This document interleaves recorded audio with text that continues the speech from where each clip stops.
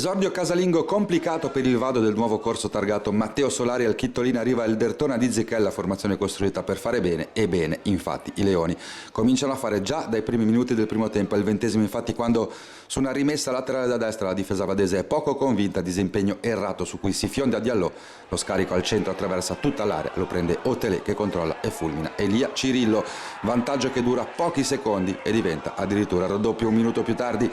Otelé triangola con un compagno dentro l'area di rigore, illuminante tocco del numero 11 che invece di calciare serve Diallo al suo fianco.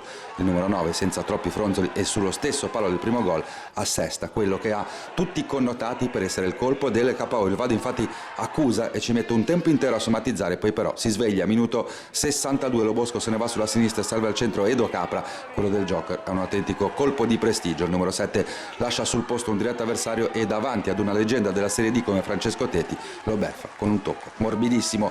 1-2, gara riaperta e Vado all'arma bianca con folate pericolosissime fino al minuto 30, quando un'azione in verticale mette Lo Bosco in condizione di controllare, portarsi il pallone sul destro e fulminare Tetti con un preciso tiro a giro basso sul primo palo che non lascia scampo al portiere classe 1979. È l'ultimo acuto di una sfida che nei minuti finali regala qualche emozione, ma in cui il risultato non cambia. Termina 2-2 il primo impegno casalingo del Vado in campionato. Domenica prossima per la truppa di Solari è subito derby in casa della Sanremese.